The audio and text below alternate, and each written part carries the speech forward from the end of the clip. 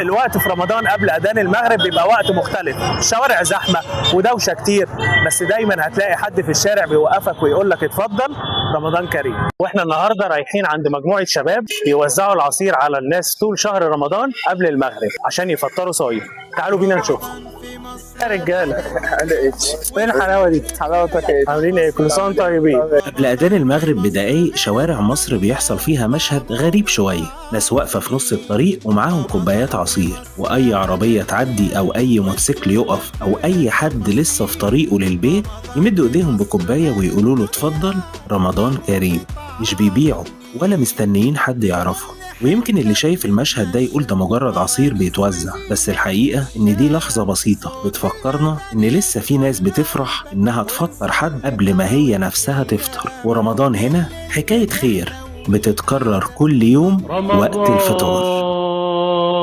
أهلا مرحبا. ازيك يا ايوب؟ الحمد لله. ايه الحلاوه دي؟ حبيبي ايه الجمال ده؟ حلاوتك يا اتش. قول لي انتوا بتقفوا هنا بقالكم قد ايه؟ بقالنا عمر من واحنا قد الاشبال دي كلها. طب وايه اللي خلاك ان انت تفكر في الفكره دي؟ نحاول نعمل الفكره دي كل رمضان، حاجه يعني بتبقى لله وكده. والفكره دي انا اول لما بداتها كان عندي بتاع 6 سنين كده، جبت 2 كيلو لبن وبلح، بدأت بقى اوزع قدام البيت عندي جوه، بحيث ان انا برضك كنت اقف اوزع على الناس، اعمل لي مثلا حبه كوبايات كده على قدي ونبتدي بقى نوزع. ابتديناها يعني حاجه بسيطه قوي، وبعد كده الحمد لله ربنا كرمنا نكبر بقى والشباب كلها مع بعض وكله بيبقى مع بعض وكلنا ايد واحده في الاول وفي الاخر. تلموا بعض ولا كلكم في وقت معين في وقت معين بعد العصر بنبتدي نجهز، بنلاقي كله جاي عند البيت جوه في ميدان تورسينا، كله جاي يبتدي يجهز معانا. بعد العصر بتلاقي كل الشباب جايه، حتى اللي وراه شغل بيجي على التوزيع، يعني اللي بيقدر يجي يعمل حاجه بيعملها. بنبتدي من بعد العصر على طول. انا ملاحظ برضو ان في شباب صغير كتير قوي واقفين. لا هم مين الجميل ده الاول؟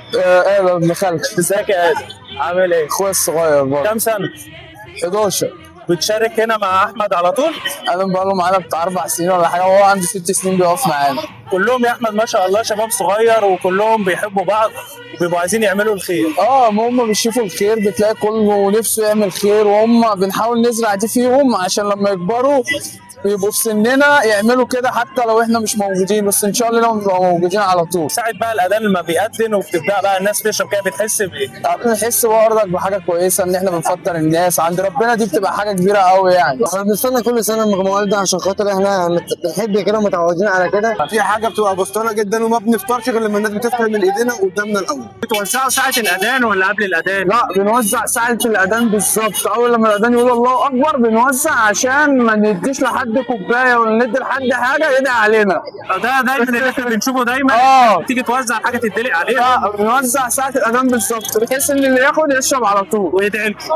بس ما يدعيش علينا. لا في حد قبل كده دعالك دعوه ما نسيتهاش ساعه الفطار؟ الناس تقعد تدعي لنا طبعا، ربنا يبارك لكم، ربنا يستر عليكم كده يعني، الناس كتير يعني في الخير. بتجيبوا يا احمد فلوس التجهيزات والحاجات دي كلها منين؟ انتوا بينكم وبين بعض يعني؟ بنساهم على قد ما بنقدر، بنتحمل جزء حد من يعني اللي بيقدر يعمل حاجه بيعملها. يعني في ناس برضه بتشارك؟ لا اصحابنا والشباب اللي واقفه اللي يعني بنتكفل كلنا كده، اللي بيقدر يعمل حاجه بيعملها. ايه اللي ممكن يخليك ما تجيش تقف وتوزع العصير انت والشباب؟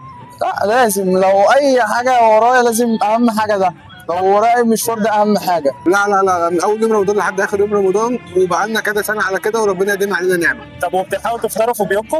بعد الفطار بنفطر كده، بس ما بنلحقش طبعا، بس بنحاول يعني على قد ما نقدر نخلص بعد الاذان على طول، وكل واحد يطلع يفطر في بيته. بنفطر هنا على العربيه يعتبر يعني.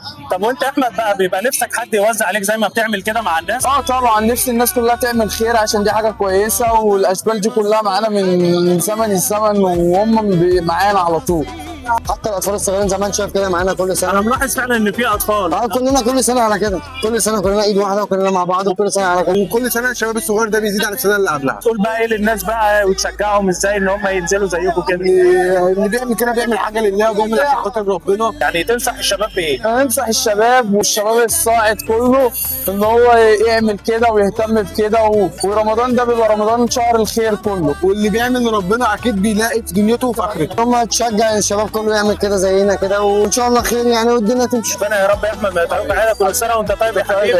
رمضان كريم عليك ان شاء الله يستر عليك حبيبي. في ناس بتستنى الاذان في رمضان عشان تفطر، وفي ناس بتستنى الاذان عشان تفرح كل اللي في الشارع، وبالنسبه لهم دي بتكون احلى لحظه في اليوم. كل سنه وانتم طيبين ورمضان كريم عليكم يا رب. كان معاكم اتش، سلام. رمضان في مصر